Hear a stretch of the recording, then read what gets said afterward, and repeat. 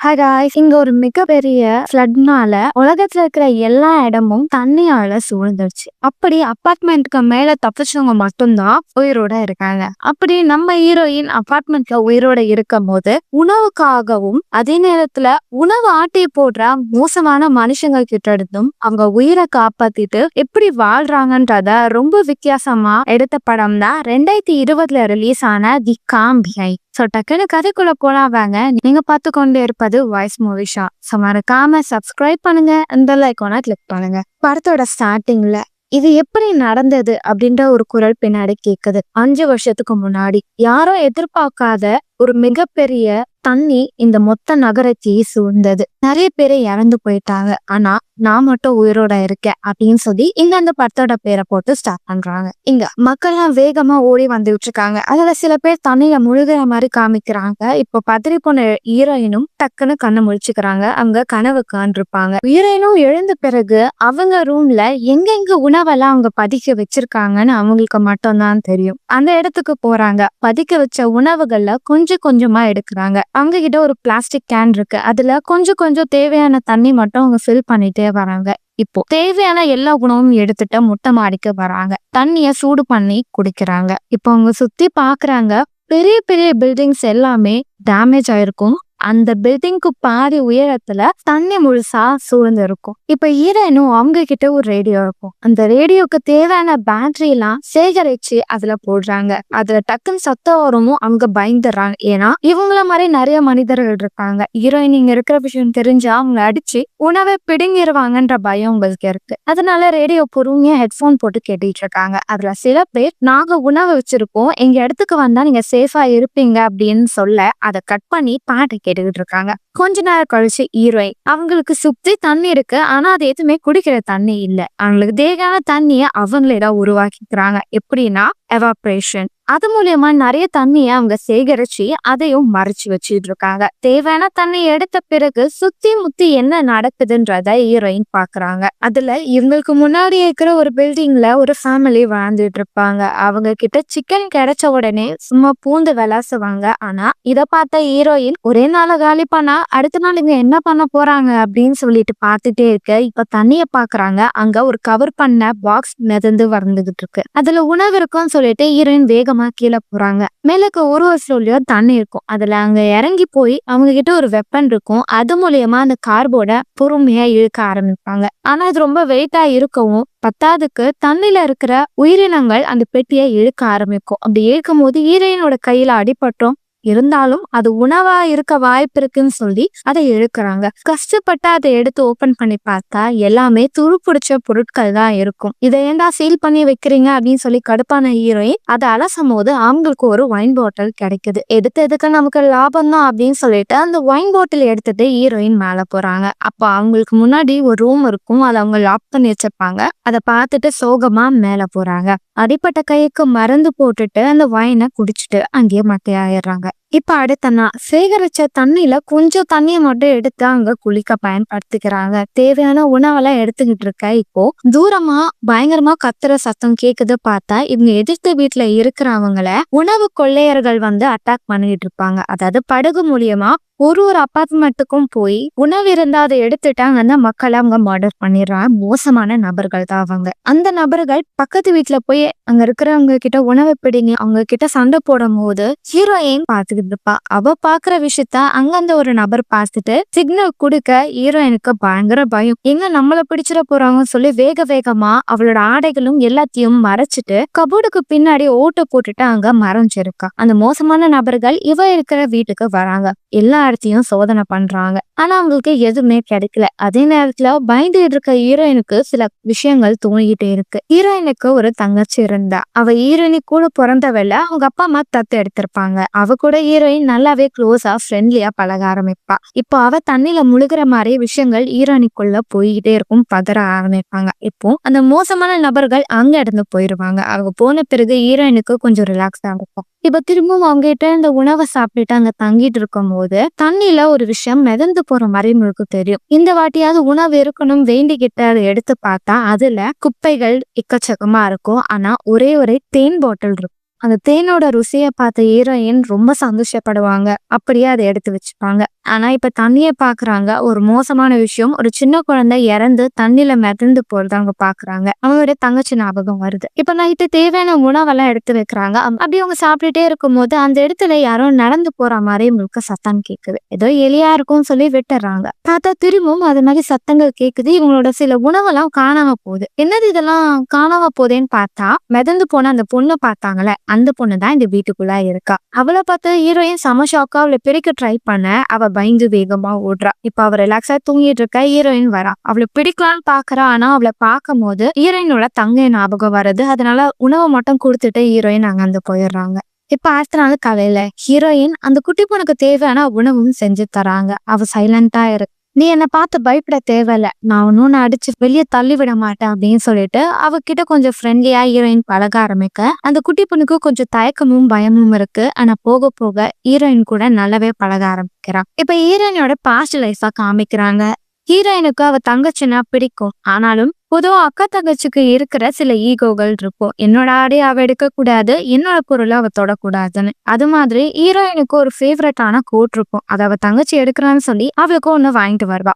இப்ப அவ தங்கச்சி பர்த்டேக்கு அவங்க வீட்டுல இருக்காங்க எல்லாருமே செலிப்ரேட் பண்ணுவாங்க. அப்போ அவங்களோட குடும்ப செயினை ஹீரோயினோட அப்பா அம்மா அவ தங்கச்சிக்கு கொடுப்பாங்க. இதனால ஹீரோயின் செம்ம கோவப்படுறா. நான் தான் வீட்டுக்கு இளைய மக, என்கிட்ட கொடுக்காம இவளுக்கு கொடுக்குறீங்க, இதெல்லாம் சரியில்லைன்னு சொல்லிட்டு சண்டை போட்டுட்டு அங்கிருந்து போறான். இப்ப இந்த விஷயத்தெல்லாம் ஹீரோயின் நினைச்சுட்டு இருக்கா. அந்த செயின் இப்போ ஹீரோயினோட கழுத்துலதான் இருக்கு. இப்ப நைட்டு தூங்கும் போது அந்த குட்டி பொண்ணும் ஹீரோயினி பக்கத்துல வந்து தூங்குறா. ஹீரோயினும் என் பேரு ஆஷா, உன் பேரு என்ன, உன் அப்பா அம்மாவை நினைச்சு வருத்தப்படுறியா, ஃபீல் பண்றியான்னு கேட்க, அவ நான் அப்படிலாம் இல்லை, நான் ஸ்ட்ராங் கேர்ள் அப்படின்னு சொல்லுவா. ஹீரோயினும் நீ ஸ்ட்ராங் கேர்ள் தான், நீ வருத்தப்பட தேவையில்ல அப்படின்னு சொல்ல, என் அம்மாவை நான் ரொம்ப மிஸ் பண்றேன், நான் என் அம்மாவை தேடிதான் படகு ரெடி பண்ணி போயிட்டு இருக்கேன் அப்படின்னு சொல்லும் போது அது ரொம்ப ரிஸ்க், நீ இங்கே இரு அப்படின்றத ஹீரோயின் சொல்ல, அவ அப்படியே பேசிக்கிட்டே தூங்கிடுறா. அடுத்த காலையில எப்பவுமே தேவையான உணவும் தண்ணியுமே எடுத்துட்டு மாடிக்கு வராங்க. சமைச்சுக்கிட்டே இருக்கும் போது இப்ப அந்த குட்டி பொண்ணு விளையாட்டுத்தனமா மொட்டை மாடியில இருக்கிற படிக்கட்டோட கதவுல இருக்கிற ஸ்டிக்கரை எடுத்துருவா. அதனால கதவு லாக் ஆயிரும். ஹீரோயின் கதறி போயிடுவான். ஏன்னா அதுக்கு கீ கிடையாது,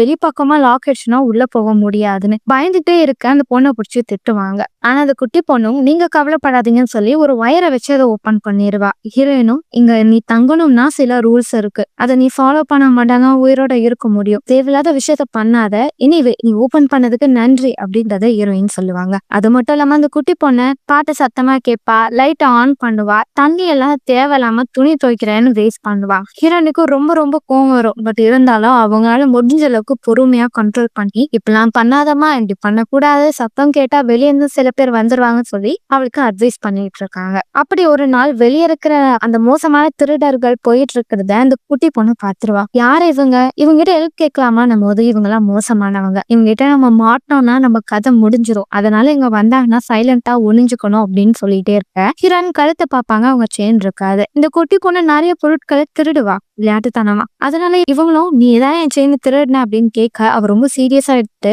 என்ன நீங்க அப்படி நினைக்கிறீங்களா அப்படின்னு கோச்சிட்டு போயிடுவான். ஹீரோயினும் மன்னிப்பெல்லாம் கேட்பாங்க. ஆனா அந்த பொண்ணு கண்டுக்க மாட்டா. ஹீரோயினும் சரி நம்ம தானே பெரியவங்க, நம்மளே பொறுமையா அவகிட்ட பேசலாம்னு சொல்லி பேச போனா அவ படகு மாதிரி ஒரு விஷயத்த ரெடி பண்ணிட்டு இருப்பா. இங்க இருந்து தப்பிச்சு போகணும் அப்படின்னு அவ சொல்லிட்டு இருப்பா. ஆனா அது ரிஸ்க்னு அவங்க சொல்ல, இல்ல நான் அம்மாவை தேடி படகுல போகணும் அப்படின்னு அவ பிடிவாதமா சொல்ல, பார்த்தா அதுக்கு அவகிட்ட ஒரு கன்னு இருக்கும். கன்னை பத்தி ஹீரோயின் பயந்துருவாங்க. இதுல வர சத்தம் மட்டும் கேட்டது நம்ம கதை முடிஞ்சிரும், ஏன் இப்படிலாம் பண்ற அப்படின்னு சொல்லி அட்வைஸ் பண்ணிட்டு இருப்பாங்க. அந்த குட்டி பொண்ணும் இங்கே இருந்தாலும் நம்ம சாகதானே போறோம், உணவு பற்றாக்குறை வந்தா நமக்கு பிரச்சனை, நம்ம கூட ரேடியோல கேட்டோமே சில பேர் உணவிற்கு வாங்கன்னு சொன்னாங்க, அவங்க தேடி நம்ம போலாமேன்னு அந்த குட்டி பொண்ணு கேட்பா. யாருக்கு தெரியும், அவங்க மோசமான நபரா இருந்தா வெளியே போறது ரிஸ்க், நான் இங்க இருக்கும் போதே நிம்மதியாகவும் எனக்கு தேவையான பொருட்கள் இங்கிருந்தே எடுத்துக்கிட்டு தான் இருக்கேன், அது மட்டும் இல்லாம வெளியே போறதுனால எனக்கு எந்த யூஸும் இல்லை, எனக்கு பாடுறதுக்கான காரணமும் எதுவும் தேவையில்லை, நான் இருக்கிற மாதிரியே இருந்துட்டு போயிடுறேன், நீயும் வெளியே போனா ரிஸ்க், உனக்கு உணவும் தங்க இடமும் இங்க இருக்கல, நீ இங்கே இருந்தா சேஃப், ஏன்னா